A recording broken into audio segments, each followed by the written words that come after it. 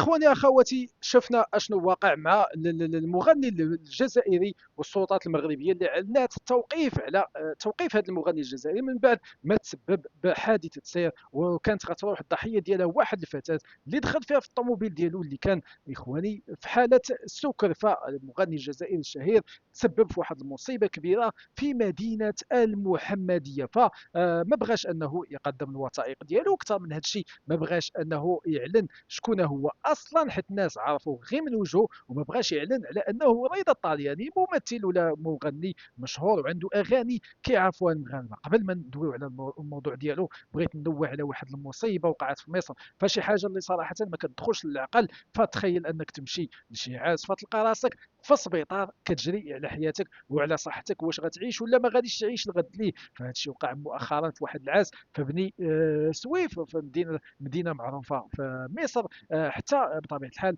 اننا كتكون في واحد العرس، بطبيعه الحال، وتكون عندك مسؤوليه ديالك في الحياه اليوميه وعندك وليدات، تتلقى راسك في المستشفى في عرس وفرحه والناس ناشطه وكل شيء بخير وعلى خير. وفجاه يا اخواني المصيبه كتوقع.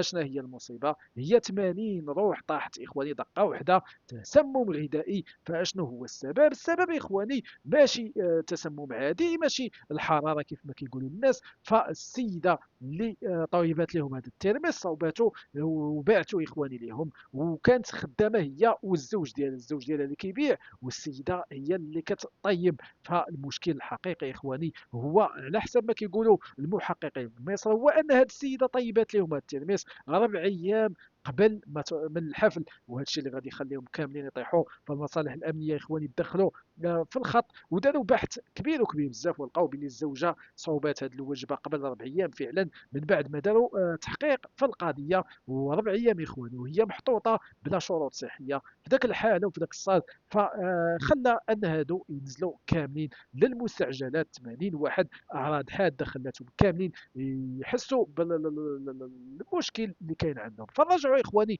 للفنان الجزائري رضا الطاليان. فوقعات ومصلحه الامن في المحمديه شدات السيد. وشنو المشكل؟ شداته اخواني على خلفيه الاشتباه في تورطه في حادثه سير، وبطبيعه الحال وصلوا العناصر ديال الامن. السيد كيف ما قلت لكم ما بغاش يدلي بالوثائق ديالو. ماشي هذا الشيء بوحدو اللي خلى البوليس انهم يتدخلوا، بل كاين مشكل كبير وكبير بزاف، هو انه على حسب ما كيروج حاليا ان السيد كانوا عنده 4 ديال القراعي في السياره ديالو. رفض في الاول الامتثال للشرطه، وزيد عليهم انه رفض يسلم وثائق ديال السياقه ديالو. واش كيسحب لي هذا السيد في الجزائر؟ الله اعلم، ما فهمنا والو. العناصر ديال الامن طلع لهم الدم على حسب الفيديو اللي كنشوفوا، ولكن كاينين مستجدات اخواني باللي هذا السيد حاس براسو حيت عنده معارف في المحمديه. فالفن يا اخواني راه رساله واخلاق قبل ما تكون صوره وشهره. فكيكون شي واحد انه قدوه للناس وعنده الجمهور ديالو كبير وعنده الناس كيعرفوه وكيحترموه، فالمسؤوليه ديالو خاصها تكون كبر وكبر.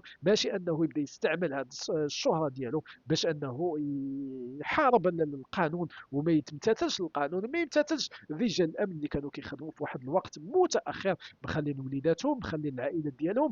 فالقانون كيطبق بطبيعه الحال على اي واحد، سواء كنتي جزائري ولا مغربي، المهم انت في هذه البلاد فغادي يطبق عليك القانون. ما فيهاش اخواني حتى شي حاجه عندها علاقه بباك صاحبي فاش كيتعلق الامر بالامن والسلامه ديال اي مواطن. فاخواني اخواتي، واش كتظنوا باللي الشهره كتعطي الحق لاي واحد باش يستعملها ضد هاد الناس بطبيعه الحال؟ ولا هاد الشيء راه عادي اخواني وكيوقع فاي مدينه؟ فعاصمه سوسه اخواني اكادير عاشت اجواء خياليه في الدوره 21 المهرجان تيميتار. فالفنان المغربي الفرنسي لاتيس دار واحد الحاجه زوينه صراحه اللي عجبت كاع الناس اللي كانوا تما. في واحد التصريح دار واحد الضجه كبيره، دواء على رئيس الحكومه عزيز اخنوش. يعني تخيلوا معايا لاتيس كيدوي على عزيز اخنوش على التطور الكبير اللي كيرفع على البلاد هذه. بطبيعه الحال الناس قالوا بان هذه راه غير سياسه، وهذا الشيء كان غير اشهار وتشهير بطبيعه الحال بعزيز اخنوش على انه دار شي خدمه للبلاد، وكيقول بانه شحال خلصوه. فالله يهدي ما خلق اخواني. واش هذا الشيء بصح ولا ماشي بصح؟ هذا الشيء اللي غادي نعرفه مستقبلا في قادم المواعيد.